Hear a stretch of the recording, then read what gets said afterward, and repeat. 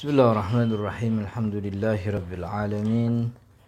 Nahmaduhu wa nasta'inuhu wa nastaghfiruh. Allahumma salli wa sallim wa barik ala sayyidina Muhammadin amma ba'du. Assalamualaikum warahmatullahi wabarakatuh. Teman-teman yang dirahmati Allah, alhamdulillah kita bersyukur kepada Allah malam hari ini kita diberi nikmat sehingga bisa berkumpul, bisa bersilaturahmi, sekaligus juga bisa menunaikan salah satu kewajiban kita, yaitu menuntut ilmu agama. Mudah-mudahan apa yang kita pelajari jadi ilmu yang bermanfaat, sekaligus jadi tambahan amal ibadah kita di akhirat. Salawat dan salam kita sampaikan kepada Nabi Muhammad SAW, kepada beserta keluarga dan juga para sahabatnya. Mudah-mudahan kita berharap dan berdoa kepada Allah, mudah-mudahan kita digolongkan oleh Allah dengan salawat ini kepada orang-orang yang mendapatkan syafaat Rasul sallallahu alaihi wasallam di hari kiamat nanti. Amin ya rabbal alamin. Para jemaah yang dirahmati Allah, teman-teman yang dirahmati Allah, kita lanjutkan pembacaan kitab Bidayatul Hidayah karya Imam Al-Ghazali, dan kita sudah sampai pada Adabul Ghusli. Adabul Ghusli, adab-adab mandi janabah gitu. Jadi Bidayatul Hidayah sebagaimana disebutkan oleh Imam Al-Ghazali dalam muqaddimahnya, bahwa hidayah yang Allah berikan adalah thamratul ilmi, buah daripada ilmu pengetahuan kita. Dan hidayah itu punya permulaan dan punya puncak hidayah. Puncak hidayah yang kita sebut dengan istilah wusul, sampai kepada Allah. Maka kata Imam Al-Ghazali dalam muqaddimah kitab ini, orang yang ingin sampai pada wusul hidayah, puncak hidayah, dia harus melewati bidayahnya, permulaan hidayah. Permulaan hidayah itu zahirut taqwa, itu menjalankan ketakwaan yang zahir. Dan ketakwaan yang zahir itu sifatnya intinya dua. Pertama, menjalankan perintah. Yang kedua, meninggalkan larangan. Dan kita masih pada fase yang pertama, yaitu menjalankan perintah Allah, yang salah satunya di mana di dalamnya disebutkan tentang adab bersuci. Dan sekarang kita masuk pada adabul ghusli, yaitu adab mandi janabah. Adab mandi janabah. Dan karena memang ini kitab akhlak, teman-teman yang dirahmati Allah, yang disebut adab dalam kitab ini adalah al-wajib wal masnun, yaitu perkara yang dalam hukum fikih hukumnya wajib dan juga hukumnya sunnah. Jadi baik wajib baik itu sunnah masuk dalam kategori adab dalam ilmu akhlak gitu. Jadi adab yang diminta, yang dianjurkan oleh syariat ketika kita melakukan mandi janabah.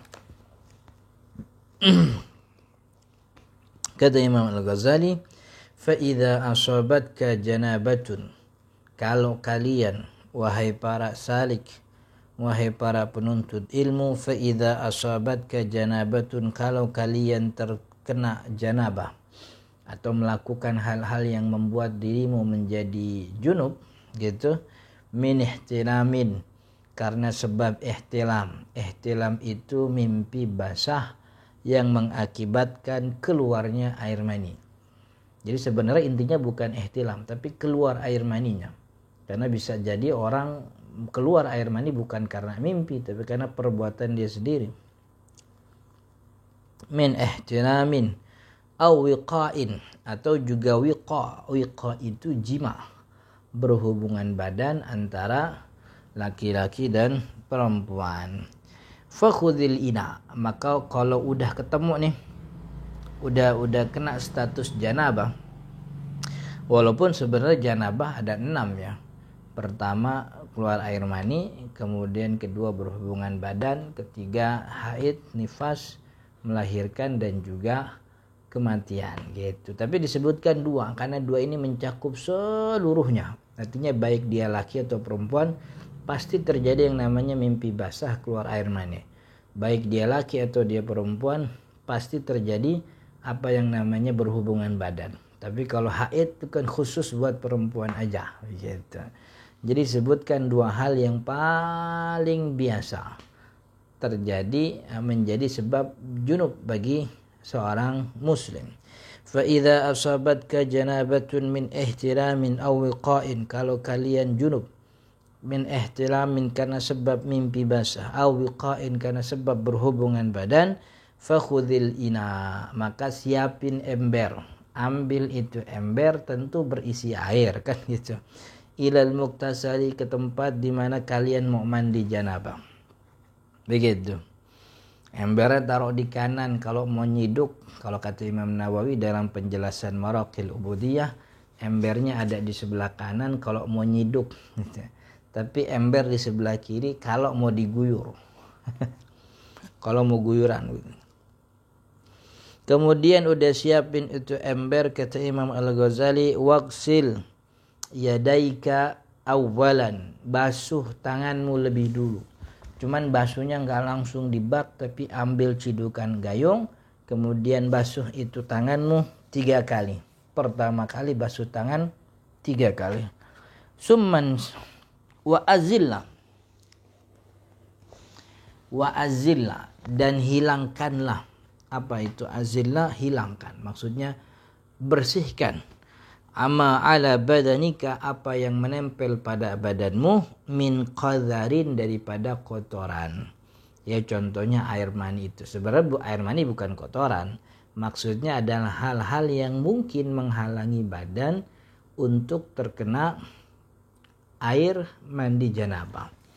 Jadi yang pertama siapin ember, setelah ember disiapin cuci tangan 3 kali. Setelah cuci tangan 3 kali periksa badan. Barangkali ada di atas badan sesuatu yang nempel yang itu menghalangi air meresap ke dalam pori-pori, menghalangi bagian tersebut terkena pori-pori, terkena tubuh kita yang membuat mandi janabah tidak sah begitu. Ini transmisi tidak lancar karena koneksi tidak stabil. Mudah-mudahan koneksinya, mudah-mudahan di sana ditangkapnya bagus ya. Di sini koneksinya tidak stabil. 3 kali dicuci, dibasuh 3 kali. Dicuci, dibasuh 3 kali itu tangan. Wa azil ma'ala badanika, dan hilangkanlah, sucikanlah apa yang ada pada badanmu, min qadharin, daripada kotoran. Begitu. Dan ini merupakan rukun mandi janabah. Jadi rukun mandi janabah 3, salah satunya adalah membersihkan badan dengan air, ya tentu dengan air atau dengan apapun yang membuat air itu terhalang meresap ke dalam pori-pori tubuh, meresap terhalang untuk terkena tubuh begitu. Jadi bersihin dulu badannya, seperti air mani yang kering kan gitu. Kemudian ada kotoran yang nempel, mungkin ada tinta yang menghalangi dan seterusnya. Wa tawadda, kemudian setelah itu tawadda, wudu. Kama sabaq, sebagaimana sudah kita lewati penjelasan tentang wudu itu. Jadi wudunya kan kita udah jelasin di bab wudu yang kemarin. Wa tawadda kama sabaqa fi wudu'ika lis-salati, sebagaimana wudu untuk salat.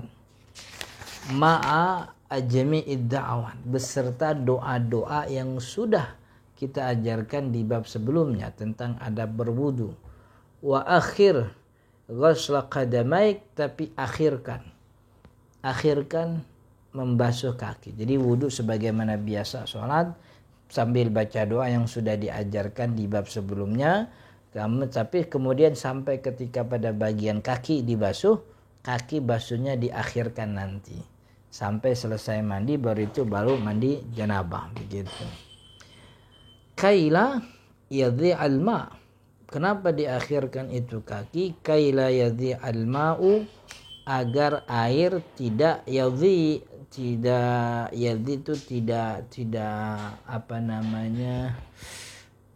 tidak terbuang sia-sia gitu. Karena ini kan biasanya orang mandi di tempat yang ada beberapa kotoran tidak terjaga. Kalau dia dahulukan kaki, selesai ini wudhu sampai kaki begitu ya.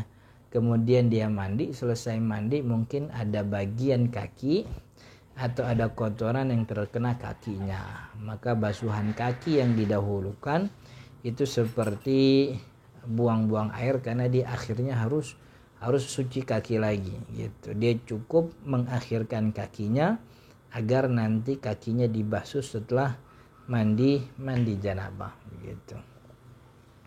Kaila yadhi'al ma fa idza faragta, kalau udah wudunya udah selesai, minal wudu'i, daripada wudu, fasubbal ma, maka tuangkanlah air, ala ra'sik, di atas kepalamu gitu. Fa idza faragta minal wudu'i fasabbal ma'a ala ra'sik, maka tuangkanlah air ala ra'sik, di atas kepalamu. Itu sunnahnya mandi janabah bagian pertama yang terkena basuhan adalah kepala. Sunnahnya memang begitu.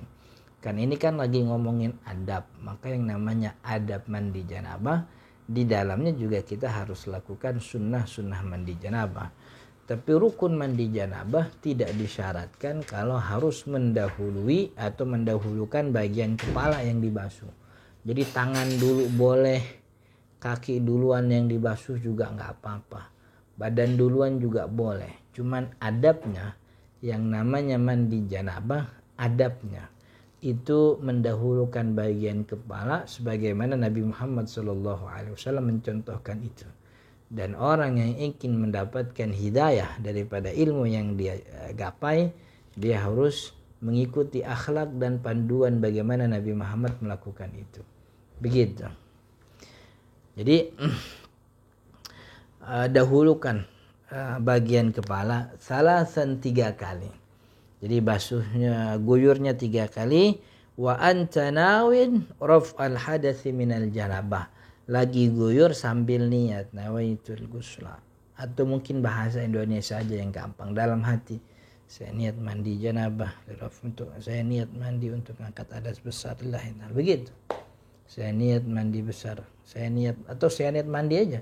Saya niat mandi untuk angkat hadas besar. Nah, begitu. Itu cukup. Jadi kalau mau niat pakai bahasa Arab nggak apa-apa. Nawaitul ghusla yurafil hadatsil akbari fardhon. Atau mau langsung bahasa Indonesia, saya niat mandi untuk angkat hadas besar wajib lillahi ta'ala. Gitu, nggak ada masalah. Jadi bahasa Indonesia atau bahasa Arab itu juga sama saja. Yang penting niat itu di dalam hati. Dan niat itu harus berbarengan dengan guyuran pertama. Guyuran pertama adabnya itu mulai di kepala 3 kali. Mulai di kepala 3 itu adabnya. Tapi kan kalau secara fikih rukunnya itu kan meratakan air ke seluruh tubuh. Yang namanya meratakan air itu nggak mesti dari pala, dari kaki boleh, tangan boleh, badan nggak ada mas. Cuman kan ini lagi ngomongin adab nih, gitu. Adabnya emang harus dari kepala. Nawi raf'al hadathi minal janabati. Summa, kemudian setelah pala 3 kali udah diguyur, berarti kan bagian kepala ini udah kena rambut, udah kena semuanya sampai leher. Ala syikkihil aiman, mulailah guyur bagian kanan, bagian sisi kanan dari badannya 3 kali. Guyur kanan 3 kali, dari mulai pundak kanan terus bagian paha selangkangan terus sampai ujung kaki kanan 3 kali, begitu. Tsumma 'alal aisar, kemudian habis itu guyur yang bagian kiri juga sama 3 kali. Ini bagi yang live ini nggak nyaman karena memang transmisinya tidak lancar, koneksinya nggak bagus. Jadi insya Allah kalau memang terus-terusan begini saya tetap rekam, cuman nanti videonya kita upload aja gitu. Jadi yang online, yang live kayaknya bermasalah karena koneksinya nggak bagus ini. Ala syikkihil aymani thalathan thumma ala al-aysari salasan. Jadi habis pala udah, kemudian basuh 3 kali sebelah kanan, guyur 3 kali sebelah kiri, begitu. Wadluk, ya wadluk, kemudian pijatlah ma akbala min badanika, apa yang di depan badan. Jadi pijit badan bagian depan. Wa ma ajbar, dan bagian belakang badan. Jadi pijit bagian depan dan juga bagian badan. Salasan sama 3 kali. Jadi maksudnya digosok-gosok. Bagian depan, bagian belakang.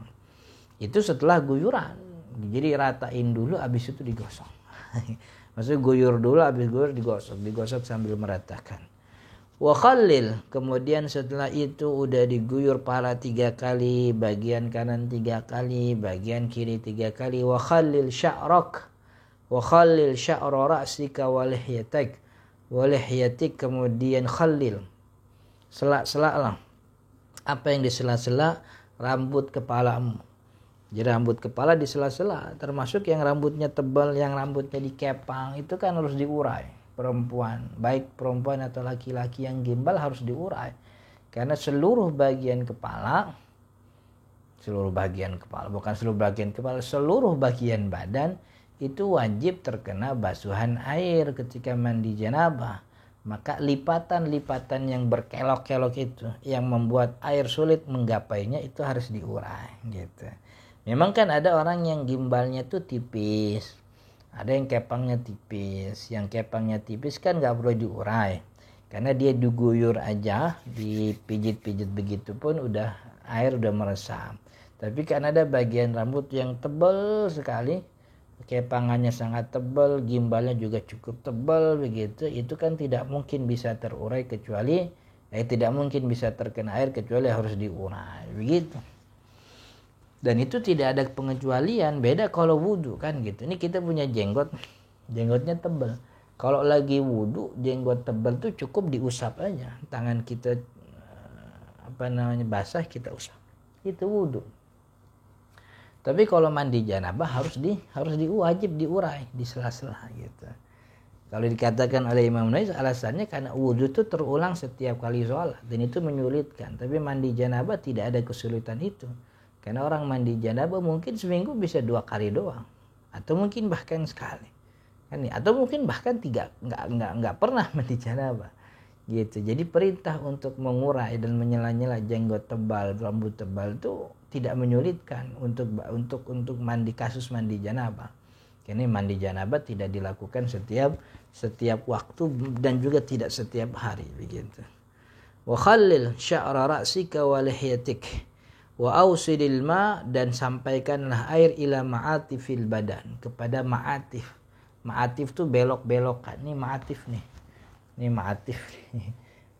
Apa sih ma'atif tuh? Sendi, bukan pergelangan. Iya, tempat di mana ada belokan gitu.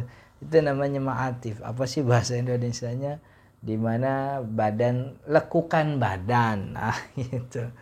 Wa ausidil ma ila ma'atifil badan, dan sampaikan air kepada lekukan badan, karena biasanya badan-badan yang ada lekukannya itu tidak bisa terkena air secara mutlak. Dia harus disampaikan dengan dialiri atau dipijat itu. Ma'atifil badan. Wa manabiti sya'r, dan tempat tumbuhnya rambut harus juga disampaikan air kepada situ. Iya, tempat tumbuh rambut, pana, ada kumis, ada jenggot, ada cambang, dada, kemudian juga kemaluan. Itu manabitu sya'r. Seluruh manabitu sya'r harus terkena air, karena ini mandi janabah, begitu. Wa manabiti sya'ri, harus itu dialirkan kepada tempat tumbuhnya rambut, air dialirkan. Makhaffa minhu wa makathif. Makhaffa minhu, mana itu rambut yang tipis, wa makasib, dan juga yang tebal. Jadi baik tipis atau baik tebal sama-sama wajib untuk dikenakan air. Nggak boleh ada pengecualian, karena ini mandi, bukan sekedar wudu. Kalau wudu jenggot yang basah cukup diusap. Tapi kalau mandi jenggot yang tebal harus diurai, terkena air basah sebasah-basahnya. Begitu. Wahdar, dan hati-hatilah, antamassa dzakaruk, kau menyentuh kemaluanmu ba'dal wudu'i, setelah wudu. Ini tadi kan habis wudu. Habis wudu kemudian mandi. Nah lagi mandi itu kan udah selesai wudunya. Wahdhar, hati-hati. Jangan sampai menyentuh kemaluanmu dengan tanganmu bagian dalam. Antamas, yang namanya mas yamas itu dengan tangan bagian dalam. Kalau dengan sikut namanya bukan yamas. Kalau dengan bagian luar namanya bukan yamas. Yang yamas itu bagian dalam. Mas itu bagian dalam telapak tangan. Maka yang membatalkan wudu itu menyentuh bagian dalam telapak tangan kemaluan. Menyentuh kemaluan dengan bagian dalam telapak tangan. Begitu. Wahdhar an tamassa dzakaraka ba'dal wudu fa in asabathu. Kalau benar itu tangan nyentuh kemaluanmu, fa in asabathu yaduk, kalau kemaluanmu atau kalau tanganmu itu menyentuh kemaluanmu, fa'idal wudu'a, maka ulangilah. Fa'idil wudu', maka ulangilah wudu yang tadi lakukan. Jadi yang tadinya habis mandi bisa langsung basuh kaki, beres. Ini habis mandi ulang wudunya, begitu. Maka berarti itu juga pembatal wudu yang lain juga harus dihindari ketika mandi untuk membuat wudunya tetap sah. Jadi setelah mandi cukup kakinya doang. Maka ketika mandi harus menjaga diri untuk tidak melakukan hal-hal yang membuat dia berhadas kecil lagi. Megang kemaluan, kentut, kencing, apalagi. Begitu. Atau malah tidur. Tidur kan bagian pembatal wudu. Fa in asabathu yaduk fa'idil wudu'a wal faridatu min jumlati dzalik. Dan yang wajib daripada apa yang kita sebutkan tadi, dari mulai basuh tangan 3 kali, kemudian wudhu menyisakan kaki, kemudian mulainya dengan kepala, itu semua yang tadi kita sebutkan daripada adab-adab mandi janabah. Wal faridatu min jumlati dzalik kulluhu, dan yang wajib daripada apa yang tadi kita sebutkan cuman 3. Pertama an-niyatu wa izalatun najasati wa isti'abul badani bil ghusli ay bil ghasli, yaitu yang 3 doang yang wajib. Pertama niat, yang kedua izalatun najas, menghilangkan najis yang ada pada tubuh, wa isti'abul badani, dan juga meratakan air ke seluruh meratakan badan dengan ghusl, dengan basuhan air. Sebahagian ulama Syafi'i menyebut rukun mandi cuma 2. Pertama niat, kedua meratakan air. Nah ulama yang menyebut cuma 2 doang ini menganggap bahwa air itu bisa melakukan fungsi 2 sekaligus. Pertama membasuh badan sebagai janabah, yang kedua menghilangkan najis. Jadi bisa dilakukan sekaligus, menghilangkan najis sekaligus jadi basuhan mandi janabah. Tapi kalau Imam Al-Ghazali menyebut air itu cuma 1 doang fungsinya. Entah dia membasuh, entah dia menghilangkan najis, atau dia membasuh untuk kewajiban janabah. Nggak bisa dua-duanya. Karena nggak bisa dua-duanya, maka basuhannya 2 kali. Pertama untuk menghilangkan najis, yang kedua untuk basuhan mandi janabah. Itu yang disebut meratakan air. Jadi antara ulama yang menyebut rukun mandi janabah 2 atau 3, itu perdebatannya ada pada air. Apakah air mampu melakukan 2 fungsi dalam 1 kali aliran, dalam 1 kali basuhan, atau nggak bisa. Gitu. Imam Al-Ghazali bilang nggak bisa, cuman 1 doang. Makanya rukunnya ada 3 gitu. Wa fardul wudu, jadi yang fardu daripada mandi janabah daripada yang tadi kita sebut itu cuman 3. Niat, meratakan air. Ini pertama niat, kedua menghilangkan najis, ketiga meratakan air ke seluruh tubuh. Wa fardul wudu'i, dan fardunya wudu ini udah kita lewatin yang kemarin. Wa fardul wudu'i, dan fardunya wudu, rukunnya wudu, yaitu ghusl wajhi, membasuh muka, wal yadaini, 2 tangan, ma'al mirfaqaini, bersama sikunya, wa mashu ba'du ra'si, mengusap sebagian kepala, wa ghuslur rijlaini ilal ka'baini, membasuh kedua kaki, ilal ka'baini, sampai mata kaki, marratan sekali-sekali, ma'an niyati, bersamaan dengan niat itu di awalnya, wa tartib, dan juga tertib. 6. Niat, basuh muka, tangan beserta siku, usap kepala, kaki beserta mata kaki, kemudian tertib. Wa ma'adah, dan selain apa yang tadi kita sebut sunanun muakkadah, itu hukumnya sunnah muakkadah dalam mandi janabah. Fadluha katsir, kefadilahannya keutamaannya sangat banyak sekali. Wa thawabuha jazil, dan pahalanya juga berlimpah. Wal mutahawinu biha, dan orang yang menyepelekan, merendahkan, sunnah doang gitu, menyepelekan sunnah-sunnah apa yang tadi kita sebutkan, khasirun, dia adalah orang yang merugi. Bal huwa bi asli faraidihi, bahkan dia orang yang meremehkan sunnah-sunnah, bi asli faraidihi mukhatir, dengan kefarduan ibadah juga mukhatir, sangat mengkhawatirkan. Apa mengkhawatirkan? Fa inna nawafil, karena yang namanya nawafil jawabir lil faridah, adalah jawabir. Jawabir tuh perban. Apa perban? Menambal. Karena yang namanya sunnah itu menambal faridah. Orang kalau menyepelekan sunnah berarti banyak kewajiban dia yang bolong. Kalau ada kewajiban dia yang bolong, sedangkan sunnah dia nggak kerjain, kan jadi mengkhawatirkan kewajibannya itu. Kewajibannya jadi mengkhawatirkan karena ternyata banyak cacatnya. Udahnya banyak cacat, sunnah kagak dikerjain, kan gak ada yang nambel akhirnya. Begitu. Ini kalau di penjelasannya Imam Nawawi dalam Marakil Ubudiyah, kalau ada orang meninggal walam yaf'al faraid, dan dia tidak mengerjakan salat fardu, yaqumu kullu sab'in minan nawafil, maka 70 rakaat daripada salat-salat sunnah, yaqumu maqama rak'atan minal fard, itu berdiri atau berposisi atau bisa menggantikan 1 rakaat fardu. Jadi kalau ada 100 rakaat misalnya, 100 rakaat dia ninggalin itu salat fardu, 70 rakaat bisa mengganti 1 rakaat. Berarti butuh 70 kali 100. 70.000. 7.000. Gitu. Wa kadzalika yaqumu kullu 7 riyal. Begitu juga 70 riyal daripada sedekah sunnah, yaqum maqama riyal wahid min zakah. Itu bisa menggantikan 1 riyal daripada kewajiban zakat. Begitu. Wa amma fid tapi penting, wa amma fid dunya, sedangkan dalam hukum dunia, fala yujbaru, tidak bisa itu ditambal tarkul faraid bin nawafil, meninggalkan fardu dengan yang sunnah, bal labudda min fi'liha, akan tetapi harus dikerjakan. Itu kalau dalam hukum dunia. Jadi nanti di akhirat itu akan menggantikan sunnah-sunnah kita. Cuman di dunia kita wajib mengerjakan kewajiban. Jadi jangan menyangka udahlah ada yang sunnah. Jangan.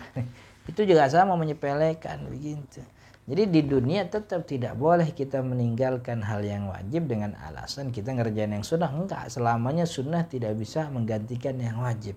Orang nggak mungkin kemudian boleh meninggalkan sholat zuhur atau boleh meninggalkan sholat subuh cuma gara-gara dia sholat tahajud 20 rakaat, kan nggak bisa. Gitu. Wajib tetap wajib gitu. Wallahu ta'ala a'lam. Wallahu ta'ala a'lam. Insyaallah kita lanjut di pertemuan minggu depan tentang adabut tayammumi. Dan saya lihat di sini memang koneksinya jelek, jadi banyak teman-teman yang live tidak bisa, tapi insyaallah apa yang tadi kita baca kita upload offline aja, artinya tidak live begitu ya. Mudah-mudahan bermanfaat. Saya mohon maaf jika ada kata yang kurang berkenan, dan saya mohon koreksi dari para asatid, para guru-guru, para tokoh, para ajengan, para buya, para kiai, dan juga teman-teman sarjana muslim jika menemukan ada kekeliruan dalam bacaan, penerjemahan, dan juga penjelasan. Saya mohon dengan sangat untuk dikoreksi. Koreksinya bisa melalui kolom komentar jaringan pribadi kami di WhatsApp, Telegram, dan juga Instagram. Hadanallahu wa iyyakum ajma'in. Assalamualaikum warahmatullahi wabarakatuh.